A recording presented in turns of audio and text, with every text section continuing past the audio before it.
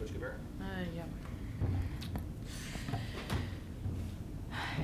Sometimes you have to pick your poison. And, you know, when you have somebody like Miracle Woods, you know you have to double down. And for a team that had only been shooting 28% from the three, when that kid banked that one from 900 feet away from the basket, it's like, might be in for a long day. But I'll tell you what, I thought our kids battled. We had an opportunity, we were down maybe 20, maybe a little bit more, and you know, you can make a choice. It's either like, okay, let's go on spring break, or you're going to battle your butts off. And I thought we battled. That's about all I have right now.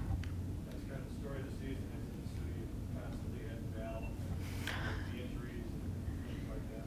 Well, you know, Andy, it is what it is. Yeah, you know, we lost some weapons, we lost some players, and you gotta go step right back on that floor, and you just gotta fight the fight is what you have to do. And when the outcome seems inevitable, you better go down swinging. And I thought we went down swinging.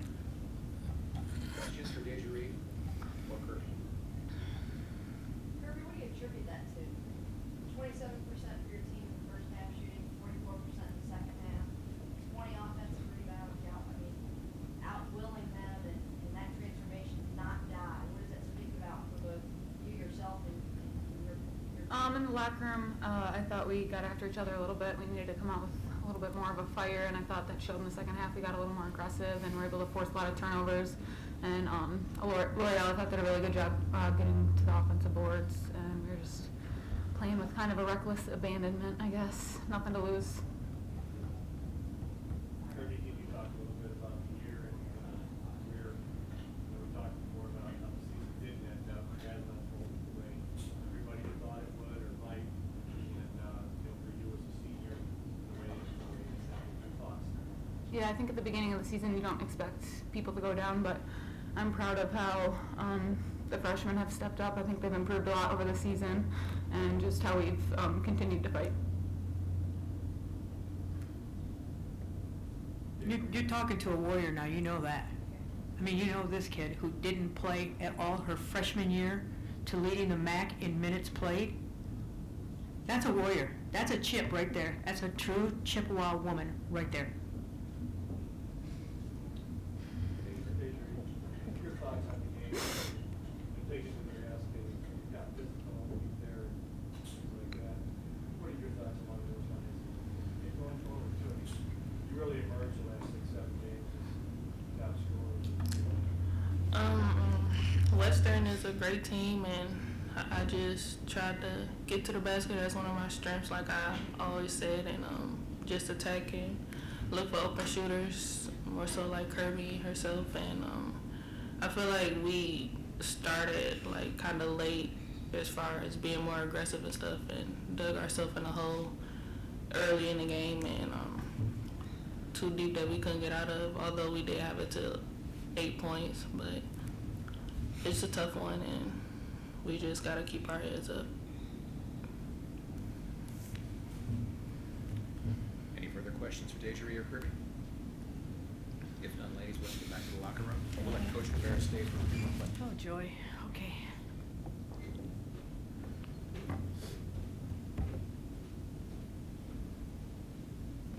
Coach, your team, you mentioned it, kept battling. You got it down. What were you saying on the sidelines? What, you got it down to like 13, and then you just kept chipping away at it. What were you telling your team? To fight. To fight. I thought that in the first half, when I went into the locker room, you know, I was lit because we were being out-rebounded. You know, when you have the size of Bracy and you have L'Oreal, I mean, that should not be happening. But when you're not boxing out, that does happen when you're playing against the Miracle Woods.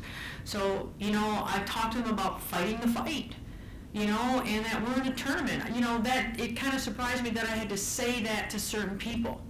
But, you know, so I did, and then in the second half when we, you know, you look up and it's like, you know, we've got to change up something. So we start pressing and didn't go with quite as big of a lineup, but more with a little quicker one, and we're able to get some steals. And, you know, we had it down to 8, and, you know, we had a wide open 3, and unfortunately for Curb, it didn't go. I mean, you know, those are momentum things.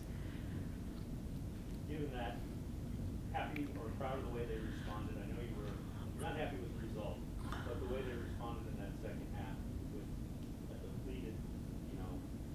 yeah, I mean, I was, you know, I was happy that we didn't fold over or roll over or whatever it is, you know, but, you know, I think that's one thing with our team, that if you watched us over the course of the years, there have been times when we have gone, you know, we're playing Kentucky and we're down 20, you know, I mean, we're not gonna fight. I mean, we're not gonna stop fighting.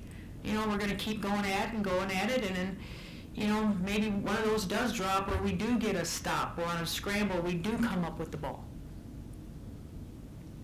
So can you talk a little bit about the season? We talked about this before, but have you ever been involved in a season where you're so much, it's been so tough with the injuries and You know, Andy, I haven't, and, you know, to be quite frank with you, it's been hard. I shouldn't say it's been hard, you know. Watching your mother pass away, that's hard. This has been challenging. It's been a very challenging year for not just me, but for my staff and for our kids. And all, you know, it's like, okay, you're putting a Band-Aid on something, and then all of a sudden you gotta put another Band-Aid. And then all of a sudden, you know, I'm pleading with my freshmen to please be juniors. Can you just be a junior right now? You know, and helping them play through the mistakes, and to continue to keep teaching them. You know, and, you know, the silver lining, and I've said this all year, the silver lining is that, you know, they've all been on the floor now. Now they have an idea. And you just can't be happy to get back to Cleveland. You know, the last 2 years, it's been too short a trip. I mean, you know, we're not in the NCAA. It's not one step in, one step out. You know, you want to get here, and you want to stay here. But I think, you know, with what we have coming back and with the kids we have coming in, you know, I'll be able to use all 5 outfits I packed. But it's been, yeah, it's been difficult. It's been difficult, but, you know, what are you going to do? Stop coaching? Stop teaching? No. You just keep going at it. you mentioned last week, getting to Cleveland and the group as it is now, with so many faces in the lineup, to get here was going to be a great Experience. Great experience for them. You still feel that way coming out of this now?